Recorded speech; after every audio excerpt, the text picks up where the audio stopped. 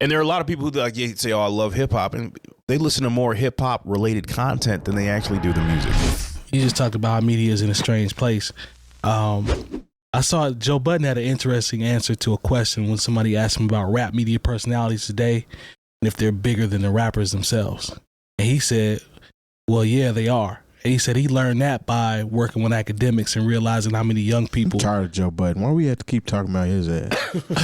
I forgot. You was mad at. I forgot about that. You really went off on Joe Budden that episode. That was mild. I'm just saying, man. But what did he say though? Like media. So he said. So I learned that when I started working here, because when I was coming in every morning working with ACT, and all the young people in my life were familiar with him, and I wasn't. He said so. It was like, oh, expletive. This guy's got some following somewhere. He's like, so let me get hip. And then he talks about how rappers jump onto media personalities. He said, and then rappers will often will, let me find a nice way to say this. The rappers see the media people as an opportunity sometimes, and they will attach themselves and attempt to attach themselves to that person for rollout purposes.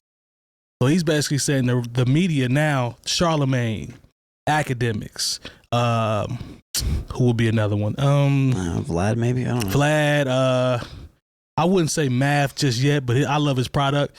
But they're saying... I put him in there. Matt, you think Math's in there? Yeah. Okay, I'm not mad at that. Nori, Drink Champs, like they have the power now as it relates to in the culture. $1 million worth of game, Mano, I'm sorry. Wallow and Gilly. He's basically saying they have the power now in hip hop culture. Now, see they're in a good position. They're in a good position because they talk every day. But would you agree they have more leverage? I wouldn't necessarily say that because there's way more of them.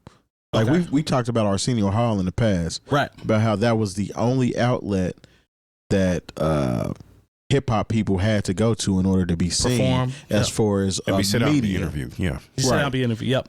Whereas we have a lot more opportunities. Like even without talking about them, there's people that may not be as famous as them, but these entertainers are still going to sit down with them and talk to them as well. It's more exposure for that entertainer, but I wouldn't consider them being more important. Let me play devil's advocate. Now, you said that the artists still go to the platforms that are maybe on a lesser tier, right? Right. But my argument would be the lesser tier shows don't yield the same responses as the ones that they're talking about here. Like that, the coverage is not going to be, the reach is not going to be. I'm gonna play devil's advocate back at you because that coverage is going to rise because this said artist is on it. So we're gonna watch this show. We don't even know who these people are, but Kendrick is on this show. So we're gonna watch this show because Kendrick is on it. All right. Versus I would have never watched this show if he wasn't on there. Okay, let me come back. That's why podcasts have guests. Right. Let me come back. Except ours. And why we are going against the grain. Yeah. But let me come back and say this. So who does that benefit? Does that benefit the show or does that benefit Kendrick? It more so benefits the show. Okay. Essentially in the long run because now we have more people, we have more eyes on us for now. I think that's dope for the show, but as it relates to the artist. I think it's both. You think it's both? Okay, fair enough. But I'm saying even with Kendrick, if he were to come sit down with us, I mean, that's going to take us through the moon. It depends what we do. How do we conduct the interview? How do we address him being here? Do people learn more about him that they didn't know? Mm-hmm. That's fair. That's fair. Then people learn more about Kendrick. Maybe more people like Kendrick because sure don't look at it necessarily from an audience standpoint of like he's bringing necessarily X amount of eyes or whatever. Yeah, like everybody knows Kendrick. So if he comes on our show, people are tuning in not necessarily for us. They're tuning in for what Kendrick's going to be talking about. Agree. And if they like what we're doing, then they'll come back and maybe, okay, I like what they did with them. Then they'll continue it. Mm-hmm. But they might learn something more about Kendrick that make them like him more. So it's beneficial to the artist from that aspect. I think it's mutual. I like the argument about or the point about the approach. Right. I think that's dope. Go ahead. I'm sorry. Or like in the case of Michael B. Jordan and the young lady that was interviewing him. Right. Let's say that he didn't pop his ish back at her. Okay. She wouldn't get as much notoriety. That's a fact. More people wouldn't know who she is based off how he did it. But that's a fact. Even if he hadn't have done that, he's still doing this interview with this young lady and it's going to put eyes on her. So I mean, everybody's scratching each other's back. I don't think, I'm not going to sit there and say that these media personalities are more important than the actual artists themselves. I don't believe that. If you're at a certain tier, like you're not Jimmy Fallon or you know what I'm saying, you're not going to sit down on a night show, one of them type people. That's different. It's a symbiotic relationship, I think. Yeah. I think it both feeds both. Yeah. I think Joe he's been so successful post Pump It Up Joe that maybe some of that is coming into his response because he's done so well the Joe Budden Network and, you know, catapulting from Everyday Struggle. He found his lane. He definitely found his lane. He's better at podding than he was at rapping, and he's a very good rapper. He's a very good rapper. No, I'm glad you said that. It goes back to something I said a few shows ago. There are sometimes I'd rather listen to people talk about rap than actually listen to rap. You know, but also I'm 45 years old. Like I've heard a lot of rap. You know, a lot of rap. And even when I do go back and listen to, you know, rap or hip hop music, when I want to listen to stuff I've been listening to for the past 20, 25 years. Yeah.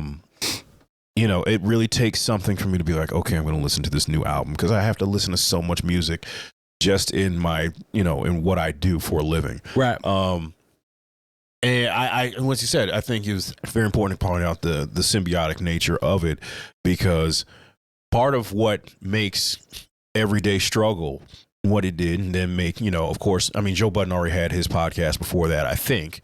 You know, did it? It was around the same time. Did it proceed every day? It don't matter. But you know, regardless, but like, you know, when he sat down and like he kind of, I don't want to say chided Lil Yachty. And, I saw that episode, you know, and I just remember like that's what kind of got it on my radar of what it was. And then, you know, even when you talk about Rap Radar, you know, the fact that like they'll sit down and talk to Jay-Z when nobody else gets you know, an interview with Jay-Z. You know, that's and then there's this whole thing to where these, even if it's something that's not on your particular platform, right? You like what we're doing right now. We're talking about another, you know, what something was said on another platform. That happens all the time, right? Within, you know, the blog, you know, not the blogosphere, but the, you know, podcast world, whatever. Yeah, you know, a lot of times it's a reaction to things that happen that might have been, you know, newsworthy that happened on somebody else's platform. We literally just collaborated with the Pushkin podcast with Charlemagne that just dropped on our podcast feed literally today. So, right. I mean, right. But just think about the times we've talked about things that happen on the Breakfast Club. Yeah. True. You know, maybe an interview or like, you know, when we actually did a live reaction to, you know, when Noriega came in to talk about the conversation he had with Kanye. Right. You know, so these wind up being newsworthy things because of the artists that are on said podcast. You know, I mean, I don't think that, you know, if Act didn't have, you know, he didn't sit down and talk with, I mean, the Everyday Struggle, and then, you know, he got a lot of shine from, unfortunately, you know, Warren Chirac, and then sitting down with the Snitch. So true, you know, that's where a lot of this comes from. Like I said, I think that's what makes, I mean, maybe we would grow faster if we sat down and really tried to get these interviews with people. I mean, if you whore yourself out. There it is. But we don't want to. I don't want to talk to nobody. It would have to be something like if I'm gonna talk to somebody, I'd rather be like if one of you guys is out, or if I'm out and they have somebody has a fresh perspective on something we're gonna talk about that week. I don't want to sit and interview no rappers. I really, you know, we have something. We have something for that. If we want to sit down and talk to a rapper or a DJ and interview them, I don't want to take the hour that we have and have 45 minutes of it taken up asking, so what was your motivation for when you wanted to start rap? I don't care. I mean, I don't want to say I don't care. In this moment of this platform and what we do, I don't want to talk to nobody other than the people I'm talking to right now. Not my passion. Yeah. No, and I've interviewed people and I dig it. But you know, as far as what we do here, I think if we wound up interviewing people, it would be such a departure from what we've been doing for the past 333 episodes that it would turn people off. If we would get some people who would come for that interview, say if we, you know, pie in the sky, we did get Kendrick.